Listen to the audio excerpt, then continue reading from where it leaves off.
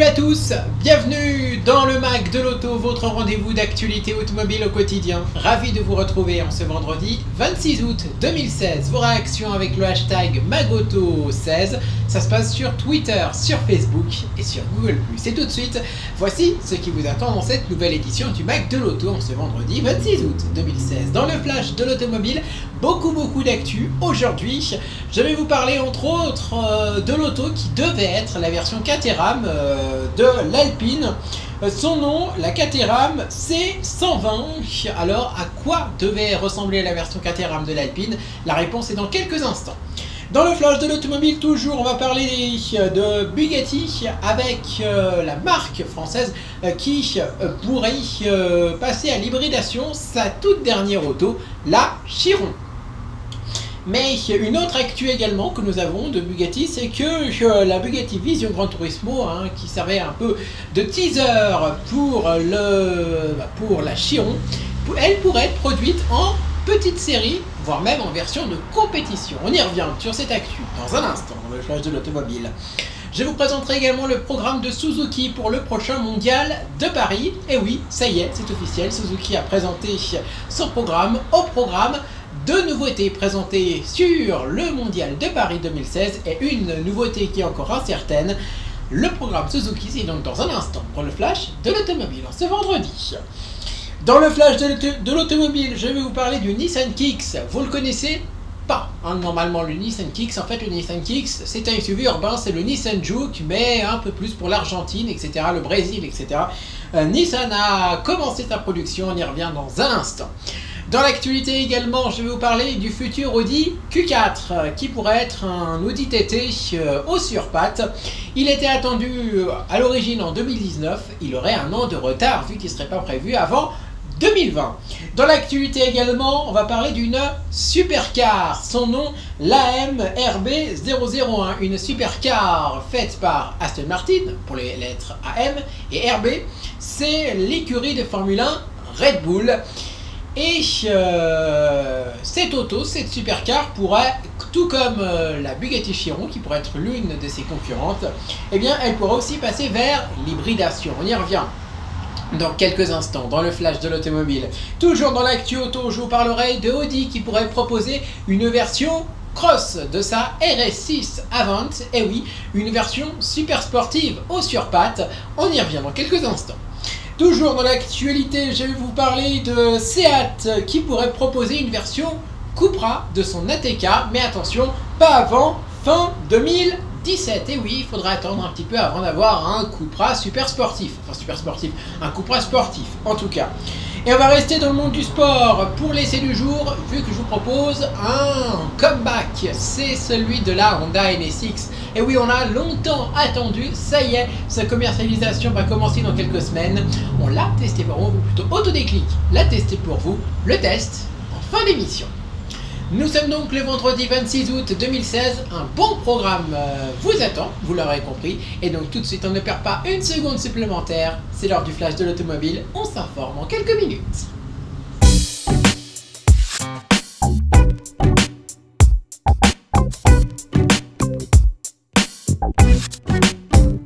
Le flash de l'automobile, c'est donc l'actualité au quotidien et on commence l'actu de ce vendredi 26 août 2016 avec une exclusivité. C'est la version Caterham de l'Alpine Vision. Et oui, vous le savez, en fin 2012, lorsque Renault avait annoncé le début du projet Alpine, en fait, ils avaient annoncé que c'était un projet commun entre Renault et Caterham. Mais rapidement, après, quelques mois après le début du projet, Caterham s'est dessisé du projet. Donc maintenant, le projet Alpine, c'est un projet 100% français, 100% Renault, alors qu'il devait être franco-britannique, on va dire, le projet à l'origine. Et je vous propose donc maintenant de découvrir la version caterhamisée de l'Alpine Vision. Et donc Caterham et Renault étaient partenaires en 2012 lors de l'annonce de la relance d'Alpine qui devait aussi permettre aux petits constructeurs anglais de lancer une nouvelle sportive à sa gamme, alors que les Caterham actuellement c'est que des Lotus, environ des Lotus 7 rebadgés. Oui, mais voilà, les mois passant et les événements se succédèrent au point qu'Alpine, à le relancer et Caterham durent malheureusement se séparer, comme je viens de vous l'annoncer. Pour Alpine, eh bien, ce n'était pas un problème vu que le projet continue et que la version de série de l'Alpine Vision devrait être présentée d'ici la fin de l'année 2016 avant un lancement prévu courant 2017. Mais par contre, pour Caterham, eh bien, les choses se sont moins bien passées que prévu.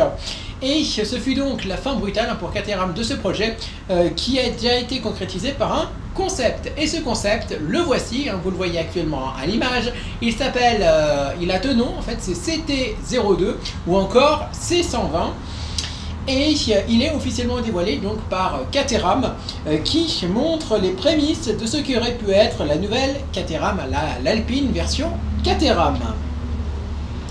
Et on va l'avouer tout de suite, vous le voyez, l'inspiration est peu présente ici vu qu'on retrouve l'Alpine Vision avec juste 2-3 trucs qui changent, la calandre par exemple qui est différente, et on n'a surtout pas les feux ronds caractéristiques de l'Alpine A110 par exemple, et qui est présente sur le concept Alpine Vision.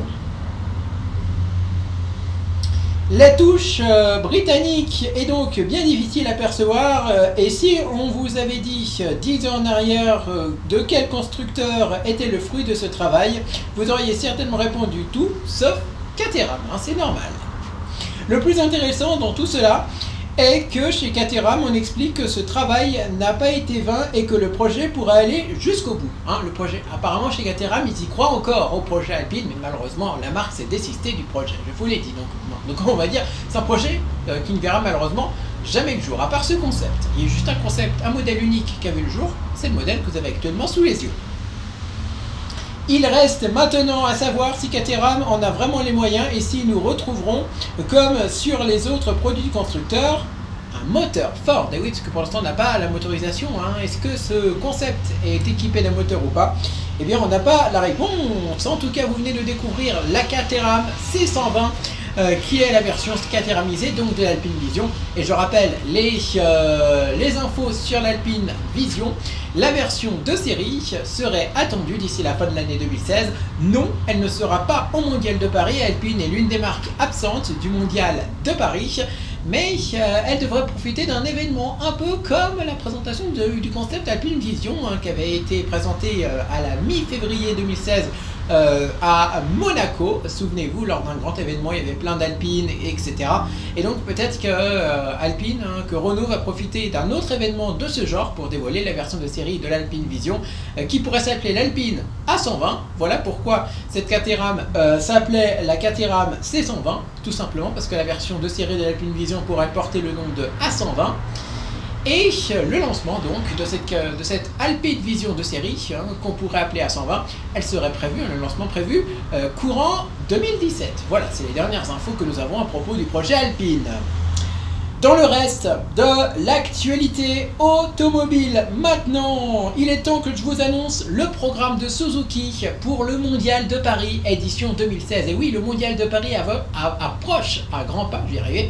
Et donc, les marques présentent au fur et à mesure leur programme. Il est donc temps maintenant de découvrir ce qui vous attend du côté de chez Suzuki. Au programme de chez Suzuki, 2 modèles confirmés et encore en cours de confirmation. Premier modèle confirmé, ça fait presque un an qu'on le connaît, ça fait depuis la fin 2015 qu'on le connaît, son nom vous dit forcément quelque chose, c'est l'Ignis. Et oui, l'Ignis, avant, c'était ce modèle, regardez, et oui, c'était un petit SUV qui avait été fait, je crois, en partenariat avec Subaru, si je ne me trompe pas. Voilà, tout simplement. Donc il y avait un badge Suzuki et un badge Subaru pour les deux marques. Et Suzuki relance donc en 2016 en France l'Ignis. Première présentation européenne attendue au Mondial de Paris, vu qu'elle avait été présentée pour la première fois en Asie, fin de l'année dernière, je crois que c'était à Tokyo, au salon de Tokyo l'année dernière, c'était fin 2015. Et donc première présentation européenne attendue à Paris, et oui, elle aurait pu être présentée à Genève, mais Suzuki ne l'a pas fait, malheureusement. Même si la présentation, je vous l'ai dit, la première mondiale du modèle avait eu lieu fin 2015. La version donc, la version européenne de l'Ignis sera donc présentée au Mondial de Paris, puis elle serait lancée début 2017 en France. Pour vous dire, c'est l'une de mes autos coup de cœur du moment, cette nouvelle Ignis. Deuxième modèle à être présenté au Mondial de Paris, c'est un restylage, c'est celui du SX4 S-Cross, qu'on appelle plus communément le S-Cross, tout court. Au programme du restylage du SX4 S-Cross restylé, on retrouve une nouvelle face avant. Alors, on aime ou on n'aime pas, ça c'est sûr, par rapport à l'ancienne face avant du non restylé, du S-Cross non restylé qui était un peu plus harmonieuse. C'est sûr, là on aime ou on n'aime pas. En tout cas, vous pourrez vous faire votre avis sur ces deux nouveautés, sur le SX4 S-Cross restylé et sur le nouvel Ignis lors du Mondial de Paris. Ouverture des portes le 1er octobre 2016 et fermeture des portes le 16 octobre 2016. Voilà donc pour le programme de Suzuki au prochain Mondial de Paris, édition 2016. Rendez-vous donc le 1er octobre pour découvrir les nouveautés sur le stand de la marque japonaise. Dans l'actualité automobile également, je vais vous parler de la production du Nissan Kicks qui a commencé. Et donc, le Nissan Kicks est un modèle important pour la marque japonaise, pour Nissan.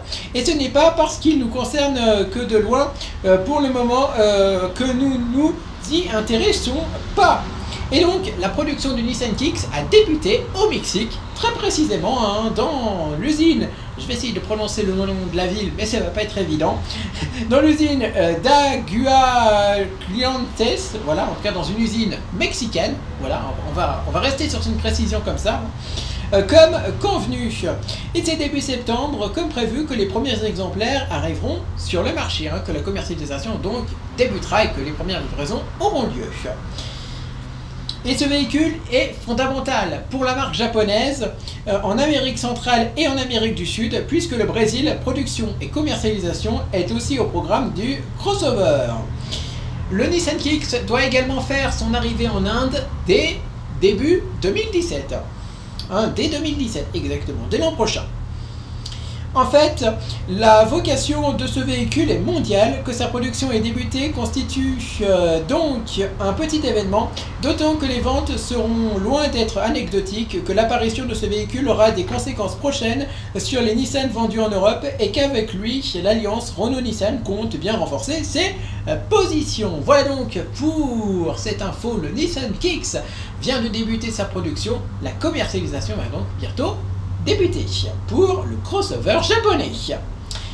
Dans l'actualité automobile également, on va rester dans le monde du SUV et on va vous parler de l'Audi Q4 maintenant. Alors c'est une dénomination qui vous est complètement inconnue pour l'instant, c'est normal. L'Audi Q4 était prévu normalement pour 2019, il faudra patienter une année supplémentaire. Rendez-vous donc en 2020 pour découvrir ce SUV basé un peu sur la TT, car oui, comme vous le voyez, ça devrait être la version de série du TT Off-Road Concept, une TT au surpattes. Et donc on était resté sur l'année 2019 pour la commercialisation du Q4, selon les dernières informations qu'on avait jusqu'alors. Mais peut-être s'agit-il d'ajouter une année de plus, donc rendez-vous en 2020. C'est en tout cas la dernière rumeur en date concernant ce futur Audi Q4. Et comme tout le monde, et comme ses concurrents directs BMW ou encore du côté de chez Mercedes également, Audi est pris d'une folie de variations autour du thème des SUV. Mais la folie est une chose, la conception et la production est une autre. Alors le futur Q4 se fait attendre. Ce futur Q4, comme le dit son nom, viendra s'intercaler entre deux SUV de chez Audi, le Q3 et le plus grand Q5, le Q5 qui va pas tarder à être remplacé d'ici le Mondial de Paris en octobre. À l'instar donc du récent Q2, le SUV urbain d'Audi, et du futur Q6 qui est prévu dans les mois à venir, il se la jouera décalé par rapport à ceux qui l'encadreront et qui auront pour vocation d'être plus sérieux. Selon Autobild, un magazine automobile allemand, c'est seulement en 2020 qu'il apparaîtrait avec des lignes sans doute inspirées par celles d'un TT, en tout cas pour le profil. Ce futur Audi Q4 pourrait également être proposé avec une motorisation 100% électrique. Et oui, ça pourrait faire un concurrent un peu direct, même s'il est un peu plus petit, au Tesla Model X. Cela, enfin ça aussi, hein, les SUV électriques, c'est dans l'air du temps. Rendez-vous donc en 2020 pour découvrir cet inédit Audi Q4. Dans l'actualité également, on va passer du côté du monde des super sportives et de l'hybridation et on commence avec la MRB001. Alors, la MRB001, en fait, c'est un modèle qu'on attendait depuis un petit moment et qui a été dévoilé durant l'été 2016, courant juillet 2016. La MRB001, en fait, c'est une auto faite entre deux marques. D'un côté, Aston Martin, pour les lettres AM, et RB. C'est une boisson énergisante au taureau, je suis sûr que vous en buvez, c'est du Red Bull. Et oui, vous savez, Red Bull, qui a également une écurie de Formule 1 avec Max Verstappen et Daniel Ricciardo, actuellement, hein, le duo line-up pour cette saison 2016. Et donc, eh bien, Red Bull, l'écurie de F1 Red Bull et Aston Martin se sont alliés pour concevoir une hypercar. Mais cette hypercar, elle n'est pas hybride, elle est 100% thermique pour l'instant. Mais Aston Martin et Red Bull pourraient produire dans les mois ou dans les années à venir une version hybride de leur hypercar. Et Aston Martin et Red Bull Technologies ont pour le moment été plus avares en informations techniques autour de leur futur AMRB001. Cela fait partie du jeu. On sait que le V12, qui équipe actuellement le modèle, devrait être sensationnel, ce qui est bien le minimum. On se doute que l'hypercar fera recours à un système hybride quelconque, peut-être directement inspiré par ce qui se fait en Formule 1 ou bien en WEC, le championnat du monde d'endurance, ou encore en LMP1, qui est une catégorie du WEC, où il y a Audi par exemple, ou encore Porsche, voire même Toyota. Mais ESPN, qui est un média sportif spécialisé dans le sport, a décelé indices et informations qui confirmeraient définitivement l'hypothèse hybride pour cette AMRB001. Toutefois, tout semble indiquer que l'hybridation devrait être légère, permettant de compléter les 900 chevaux du V12 pour dépasser la barre des 1000 chevaux au total. Cela pour deux raisons. Déjà, première raison, mettre en avant un V12, ce n'est pas une Porsche 919 Hybrid non plus, ni une Lotus, on est chez Aston. Et deuxième raison, ça serait aussi pour économiser du poids.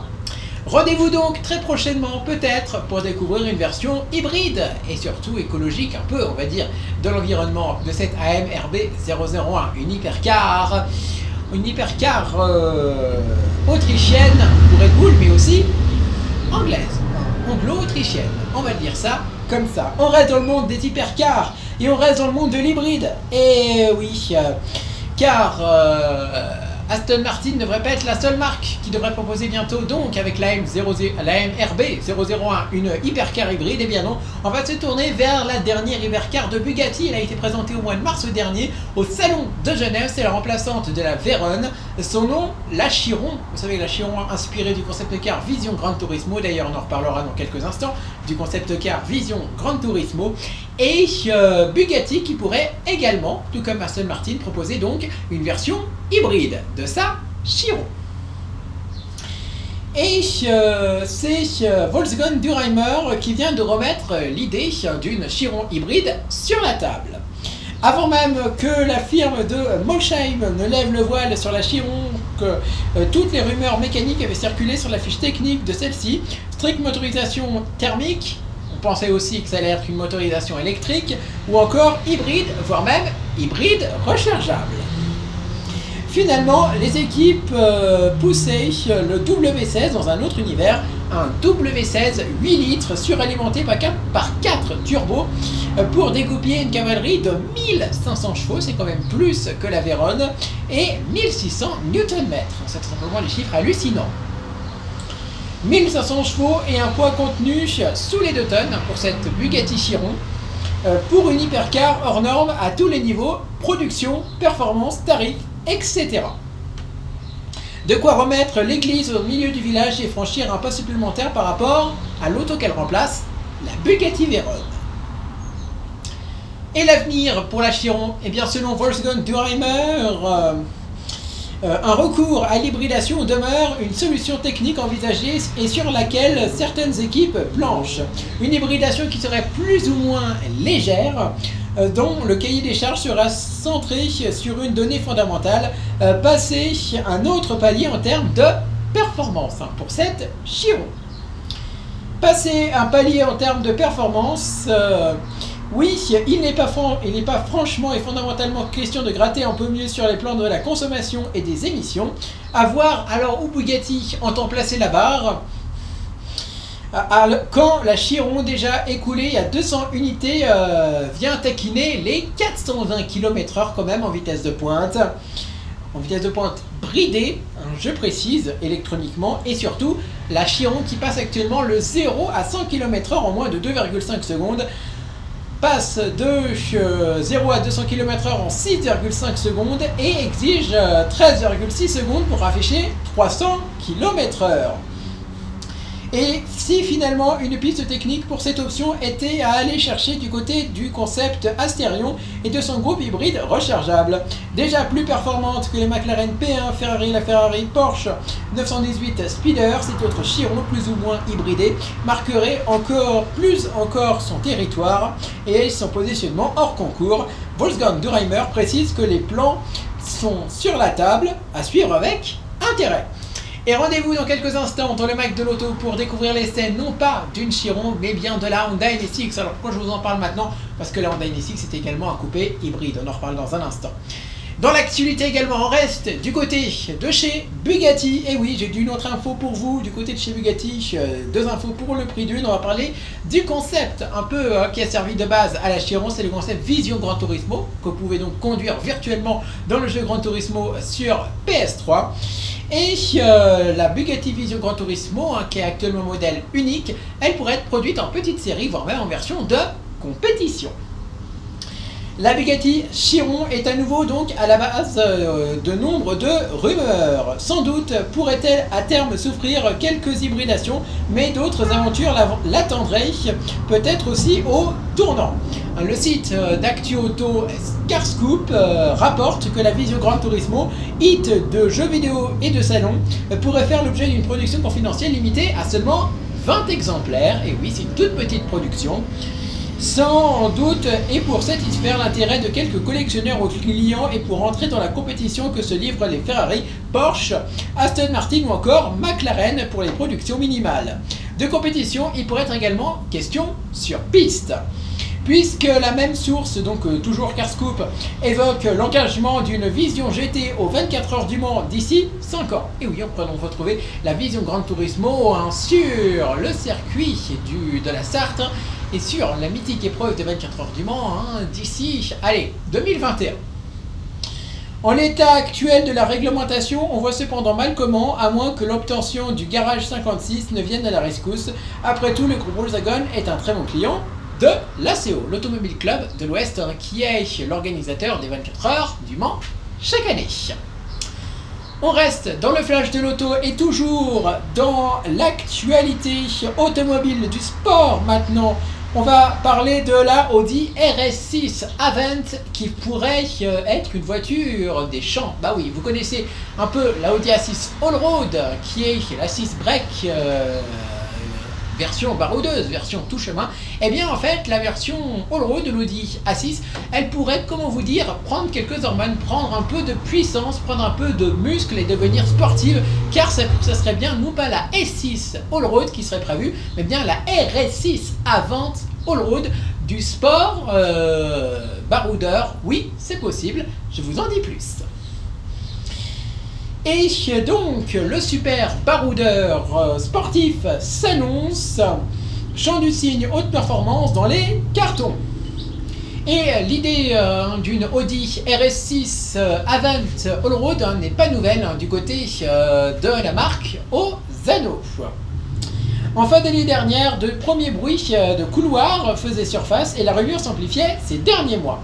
Les Allemands d'Autobild remettent une pièce dans la tirelire et promettent un lever de voile en 2017, l'année prochaine. Une année 2017 qui marquera également le renouvellement de l'A6. Cette voiture RS6 avant all-road, eh bien, pour faire simple, et comme son nom l'indique, la panoplie extérieure all-road avec protection et sabots de carrosserie, barre de toit ou un traitement particulier à bord, le tout combiné à quelle motorisation? Eh bien, au V6, au V8, 4 litres TFSI développant 560 chevaux et 700 Nm de couple.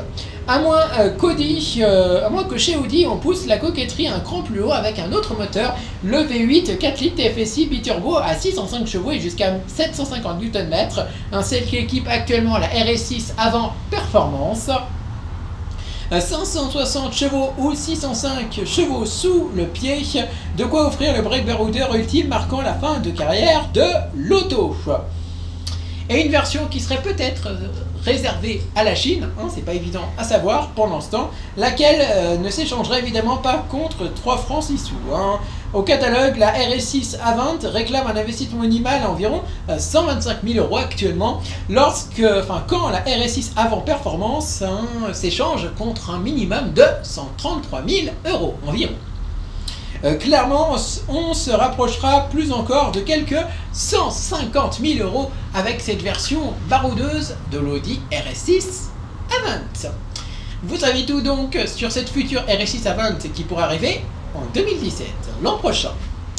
On reste dans le monde du sport pour terminer cette édition du Flash de l'auto avec Seat qui pourrait produire une version Cupra de son Seat ATK. Le Seat ATK, c'est déjà le premier SUV de Seat maintenant disponible en concession. Et Seat pourrait continuer l'aventure ATK avec une inédite version Cupra. Vous savez que presque toutes les Seat, certaines Seat ont droit à la version Cupra, l'Ibiza ou encore la Leon ont droit à leur version Cupra. Alors pourquoi pas voir arriver une inédite version sportive du Seat ATK, ça serait actuellement en projet du côté de la marque espagnole. Et ce n'est pas une surprise que Seat soit en train de travailler sur une version Cupra de son SUV ATK. C'est ni une nouvelle, plutôt une simple rumeur assez fondée, mais qu'il faille attendre cette version qui devrait être logiquement dénommée Cupra un peu plus longtemps que prévu, l'est davantage. Selon les Anglais d'Autocar, il faudra faire preuve d'une patience certaine avant de pouvoir éventuellement passer commande d'une Seat ATK Cupra. En effet, cette version sportive de l'ATK ne serait pas commercialisée avant la fin de l'année prochaine. Ce qui signifierait sans doute une présentation dans le courant du premier semestre de l'année 2017. Pourquoi pas au Salon de Genève, au mois de mars 2017.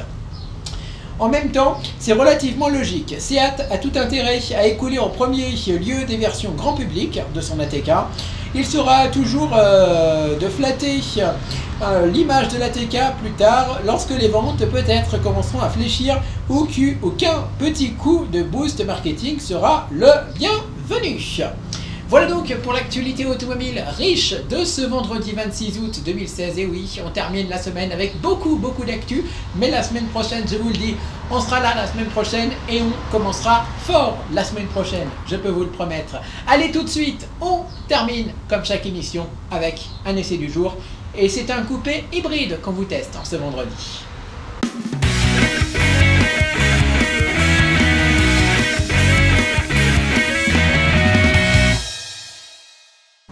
L'essai de ce vendredi 26 août 2007 est donc un coupé hybride. Si je vous dis Honda NSX, ça vous dit quelque chose? Peut-être pas. Pour certains oui, et pour d'autres non. Eh bien, j'ai une bonne nouvelle à vous annoncer. Après de multiples concepts présentés ces dernières années, la version de série de la Honda NSX débarque enfin sur le marché français. Rendez-vous d'ici début 2017 pour découvrir l'auto dans votre concession. Mais vous savez quoi, Autodéclic a déjà pu la tester pour vous. Alors, que vaut le coupé sportif et en même temps hybride sur route? En voici la réponse. Certains modèles ressuscités s'inspirent du passé pour créer un design néo-rétro, comme on peut le voir chez Mini ou Ford avec la GT par exemple.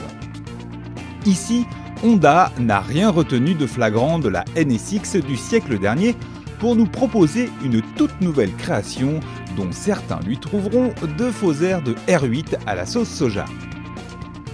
Mais son aéro n'est pas que le fruit d'un coup de crayon inspiré.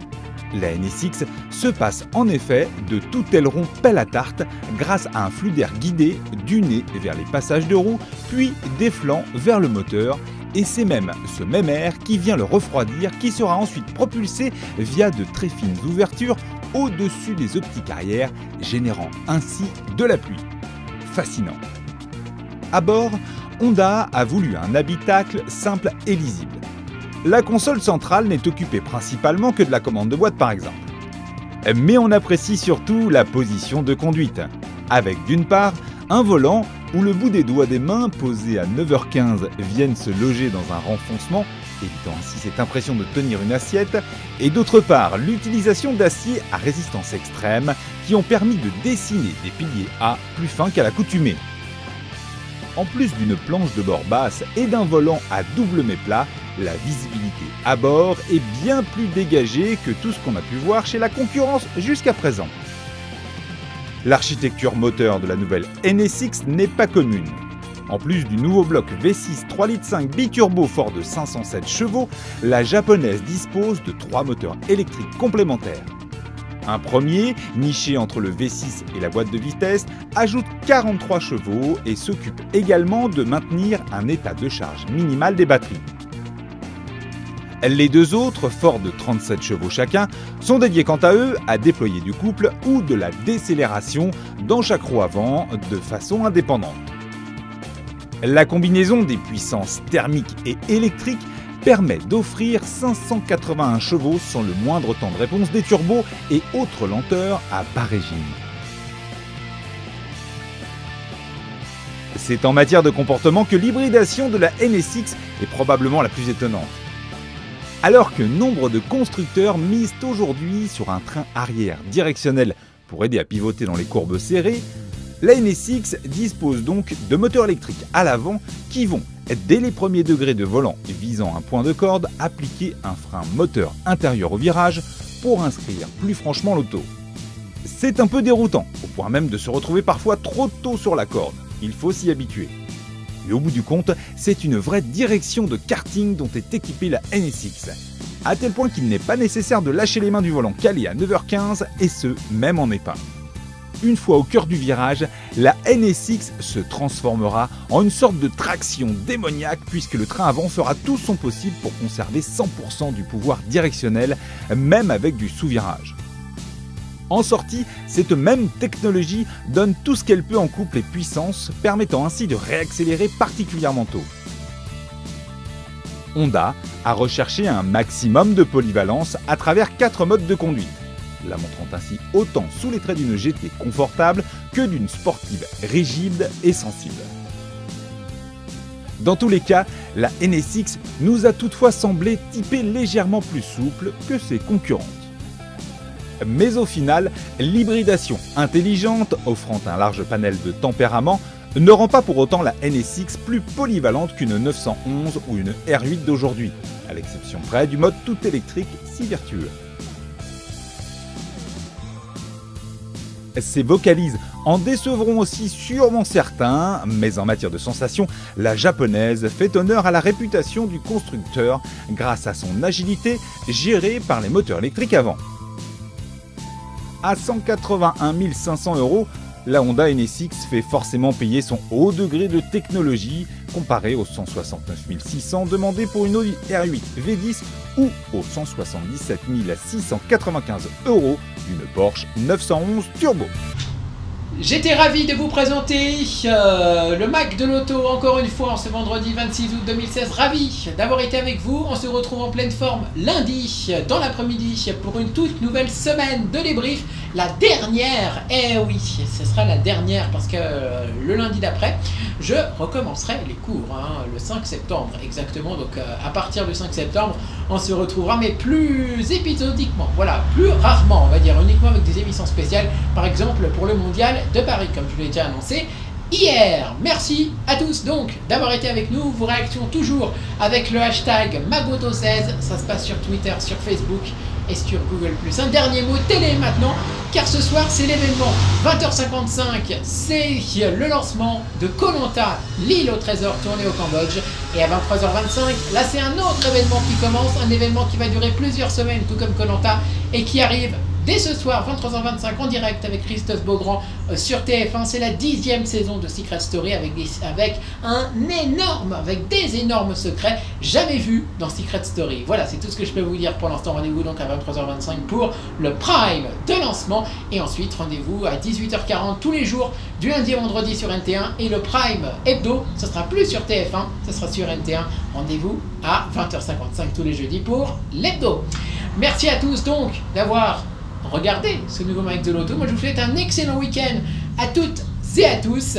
Et on se retrouve très vite pour parler automobile. Rendez-vous lundi dans le courant de l'après-midi. Et je peux vous promettre que lundi, on va pas s'ennuyer dans le Mike de l'Auto avec un essai 100% inédit et surtout des surprises. Lundi, on testera la BMW M2.